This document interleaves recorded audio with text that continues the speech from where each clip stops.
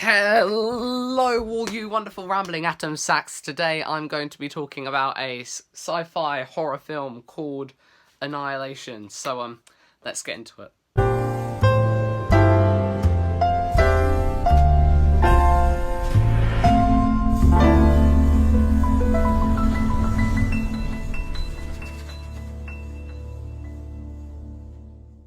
Okay, so Annihilation is a sci-fi horror film, more specifically a cosmic horror film. Now, cosmic horror is a brand of horror that centers around concepts or entities, things that the human mind can't comprehend. One of the most famous contributors to the genre is H.P. Lovecraft, one of whose stories I have read in a review about the Call of Cthulhu, which is perhaps his most famous work. You've probably heard of Cthulhu if you're kind of familiar with horror.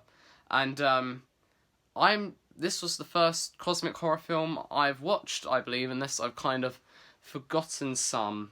And it's not very well known. This film was made in 2018. I'm only just watching it now, and it seems like not many people have watched it from people I've talked to. So it's not very well known. And that was perhaps something that added to its charm, because I was watching it and enjoying it and thinking, oh my god, this is great. And I realised no one has watched this film. Or at least it doesn't feel like it has. It felt like something I had found. So, yeah, I think I've made it quite clear that it's really good. So let's get into just why that is. So that's where the non-spoiler part of this video ends. Now we're going to go into the spoiler part of the video. So if you haven't watched Annihilation, or want to watch Annihilation and don't want to get spoiled, click off now, come back later, or don't. But, whatever you're going to do, watch the film, please, because it's so good. It's very good. Okay, so, why is this film so very good? We need Andrew Garfield for this, so, kapow! He's back. So, Annihilation is, as I said, a cosmic horror film following 5 scientists who venture into a natural anomaly, well, not natural, but an anomaly in the natural order of things, known as the Shimmer, and what happens to them once they're in there. I think the first place to start is the presentation of the horror in this film, because as I said, cosmic horror is not done very often. Very few films are famous if they've done cosmic horror. There are things like The Thing, which I think a lot of people have watched. But that's kind of it where famous cosmic horrors are, I believe. So, how does this film handle this? Because a lot of people don't believe that visual mediums like video games, comics, movies are good for cosmic horror, because the gods in the books tend to be described as being completely incomprehensible, and you go insane when you look at them. You can't put that in a film, really. But I feel like this film managed its genre and its limitations on screen really, really well. So, this film starts with the scientists coming together, or mainly the biologist, Natalie Portman, who plays a character called Lena, I believe. Her husband returns from a military expedition. He's very mysterious. He's not saying how he got back, where he went. Then he starts dying. He gets rushed to hospital, and Lena gets taken to a private government facility where they say, look, your husband went into the Shimmer. They show her a field where the Shimmer is, and it's this wall of what looks like sort of like a bubble. And they say, he went in there, he's the only one who came out, he's been in there for a year. And while Lena's at this facility, she discovers that there's a new expedition going into the Shimmer, and so she decides to join these other 4 women. And this is a really good setup. It was about half an hour, I believe, but already you get this sense of unease, and this film was amazing with that, being unsettled. I was very unsettled by the end of this. It was an uncomfortable movie to watch, and that's why I really liked it. But the mystery, the setup were really good, because like the husband coming home and acting all weird, and then suddenly like spitting out blood and dying, and just the look of the Shimmer. And the sound design as well. This film sounds really dodgy. And so just already it's set up the film really nicely with a sense of unease and apprehension towards the Shimmer. So now we go into it. And the moment we go into it, we get hit by something that adds to the tension, because then they go into it, the screen goes to black, you get a flashback, and then you come back to the present time, and Lena is waking up in her tent, goes to meet the rest of her group, and they say, hey, you remember anything? And she's like, no. And they say, yeah, us neither, but apparently, judging from the amount of rations we have left, we've been in here for 3 days. So it's like, oh my god, they've been in here for 3 days, and none of them know what the hell has happened. So already you're like, okay, that's not great. But, so they go further into the shimmer, and it's like a swampland, and everything feels normal so far. Then they get to a boathouse where there are these plants growing, pretty flowers, right? And Lena gets a closer look at them, and there are different types of flower and plant growing off of the same vine. And it's like, that's a bit weird. Okay, then they get attacked by a crocodile with shark's teeth. It's like, that's a bit weird. Okay, and this carries on building as the film goes on. This sense of, that's a little bit weird. Okay. So that when you get to the end where it is very much very weird, okay, you're just so uncomfortable. Because the concept is that this thing crashed into a lighthouse on the swampland near the coast, and it's giving off like an aura that's mutating everything around it, and the mutations are more noticeable the closer you get to the lighthouse. And so the way it builds with that concept as they go to the lighthouse, because they're going to figure out what's causing the shimmer, is so great. Just the dread of what they're going to find next and what's going to happen, right? So that was really well done, and I really, really enjoyed that. And something else that I liked was just the concept of what the shimmer was. Quite sort of midway through the film, one of the characters, a physicist I believe, figures out that the shimmer is refracting and reflecting DNA everywhere. They find these plants that have grown to look like a human body, and that's because the DNA of humans has refracted or reflected into that other plants and turned into human plants. Same with the crocodile shark, and same with the people in here. So this is where the dread really starts building. There's lots of body horror in this film, and it's uncomfortable and disgusting and just so glorious because of how nasty it is, and this sensation of these people have got to be quick to get to the lighthouse or just get the hell out of here before they're not human anymore, right? I just really appreciated all these stakes and tensions spurring the story forward to the lighthouse. It was just really well done. Still talking about how the horror was done, this film has some of the most disturbing scenes that I have seen in any film. Now, I'm not exactly experienced with scary films. I've watched The Shining, It, and Misery. That's kind of where the trail goes cold. And I think it's fair to say that these films have their fair share of disturbing scenes. You know, the hobbiting scene in Misery, kind of the whole of The Shining, and the Georgie scene in It. They've all got things in it, but this film sort of stole the cake for scenes that really got to me.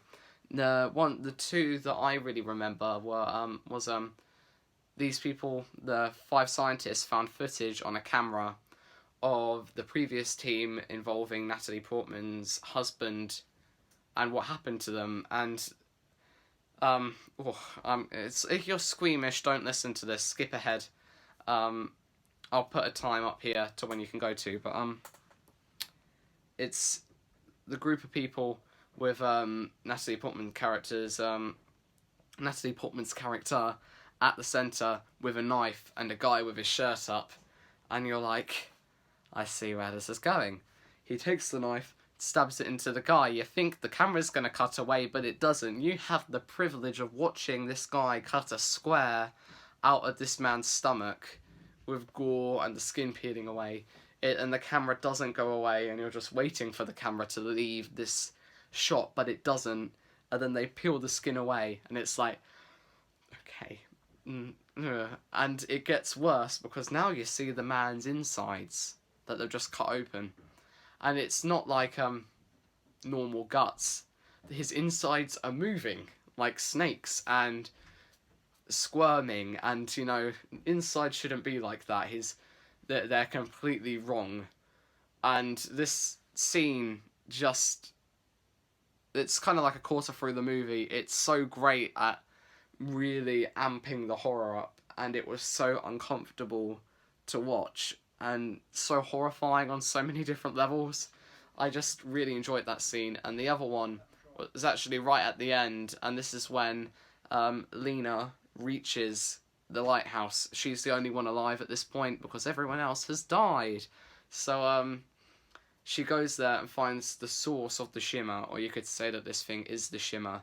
And what ensues is like it felt like ages, like an hour long, but this scene was only like, 15 minutes. But she finds the source of the shimmer and interacts with it. It starts with her finding a psychologist, a member of her team there.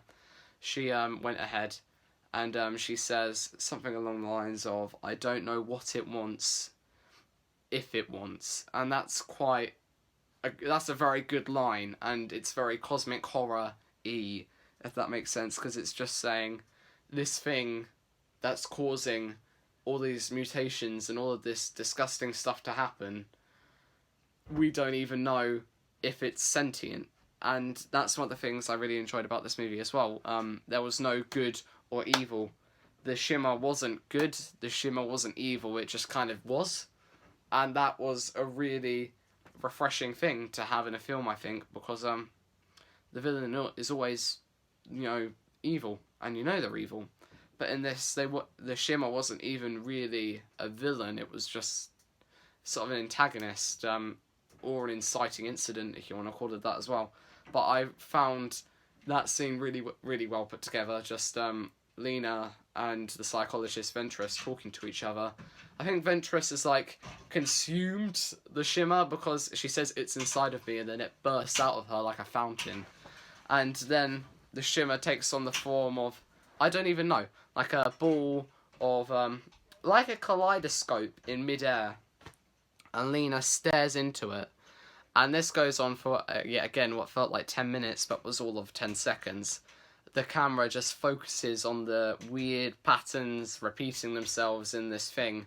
And I had to look away because it was really nasty to look at. And I think this is a great execution of the cosmic horror, incomprehensible, you go crazy looking at it sort of thing. Because it was uncomfortable to look at. And they pulled it off very well. But then some blood from a cut on Lena's face goes into it, and you see the blood cell duplicate, and this thing then forms a human body, sort of a copy of Lena, but it's a person in a shiny bodysuit, but it looks like that, kind of, but the shimmer then takes on her form, and there's this quite hypnotic scene where Lena runs away, the shimmer runs after her, and they're opposite each other, and the shimmer's just mirroring everything she does, doing the same thing, walking in the same direction, doing the same thing with her hands. And Lena tries to hit the shimmer with a gun, and the shimmer hits her. It's not violent, though, it's just doing what she did. And so this scene was really well done, yet again, saying this thing is not evil or good, it's just existing. And it was so just like, to watch. It was just such a great sequence of scenes in the lighthouse, and I really like that, but we're going to stop talking about that now. But yeah, I think that's enough about talking about how good the horror elements were. A lot of people do talk about a scene with a bear that like absorbs people's voices after it kills them, and there's a scene where it's coming after the remaining scientists, screaming like one of their dead teammates, and a lot of people say, "Oh my god, most horrifying thing I've seen in horror for a long time." I didn't feel that. It kind of just, I don't know, it wasn't as scary for me as it seems to have been for other people, but that was a good scene as well. But anyway, another really good thing about this film was the themes, and I can actually talk about themes for once, because possibly it was spoon-fed to you, and so I could just be like, yeah, I feel intelligent knowing the themes of this movie. But it was a recurring theme was self-destruction, all of the scientists had something wrong with them. Well, not something wrong with them, but they had partaken in self-destructive habits before. The psychologist Ventress had cancer and so went into the shimmer as a form of suicide, I suppose. The physicist was a self-harmer.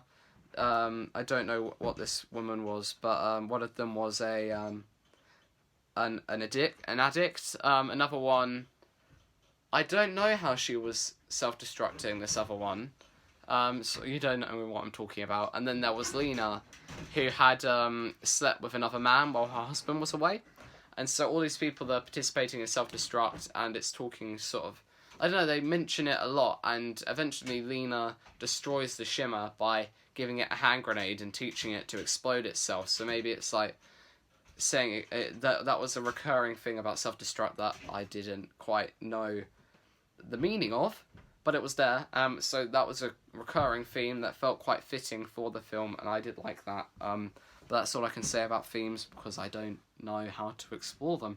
The acting was really good from everyone. It was a smaller cast, as I said, it was mainly 5 people, and all of them really, it felt, gave their all into portraying these troubled people. A standout performance for me was Ventress, the psychologist, whose actress's name I should know but don't. But Ventress's character is very monotone and speaks like this all the time, and just comes across as really like this, if that makes sense, just boring and dull. And I don't know whether that was intentional. I think it was intentional, and it was done really well because it just seemed natural. And I found myself switching off while she was talking. You could say that was a bad thing, but you know, it was a good performance nonetheless. That was a standout for me. But as I said, acting all around was good. All the special effects were good. The horror was done well. Additionally, some of the visuals in this film were really striking. I'll have a picture now. This is of a soldier from the most recent group, not the one with the main characters in, that has clearly been mutated by the shimmer, and this has happened, and the characters find it throughout the film, and yet again that contributes to that sense of dread. And I think this is so kind of disgustingly beautiful, this image. I think it was just really well done, and I think it was all practical as well. It was actually there. Just wow, what a great shot. What the only thing I can kind of criticise, so if I can just flip Andrew Garfield over here, was the ending. So the ending wasn't bad. There's the scene in the lighthouse. Lena teaches the thing to explode itself with a hand grenade, and she gets out, and the ship, everything that was mutated in the shimmer, dies, right? And it was never. And then she goes back to the facility where everyone's waiting, goes to her husband and says, "Are you my husband?" And he says, "I don't think so. Are you my wife?" And she doesn't answer, and they hug, and you see both of their eyes glowing. And I don't know whether that was a thing to say that they had been changed by the shimmer, whether it was some sort of metaphor, or whether it was something you could take literally. But my only issue there was that you had just seen everything in the shimmer die, and so why were these two alive? Because it was implied earlier on in a scene in the lighthouse that the shimmer copied the husband, and the version that had gone home to Lena was in fact a duplicate, but yet he was still alive. It was just a bit confusing. Really well done though. I wasn't unsatisfied with the ending. It was just a bit like, heh. But yet again, I think that helped for the cosmic horror feeling of the film, you know? In fact, that's my overall rating for this film. I don't know what the hell just happened, but I liked it out of 10. It was just really solid, well executed cosmic horror. So that's my review of Annihilation. I really hope that, I know you've watched it now, so as in the review, so you've been spoiled, you know what's going to happen. The film won't be as good for you, but please, if this has sold it to you in any way, please watch it, because it's a good film. That's all. So thank you very much for watching. Next time on Sunday, if I make a video on Sunday, I am on holiday, but I will try. I should be talking about Umbrella Academy Season 3. So I'll see you all then. Thanks for watching. Bye.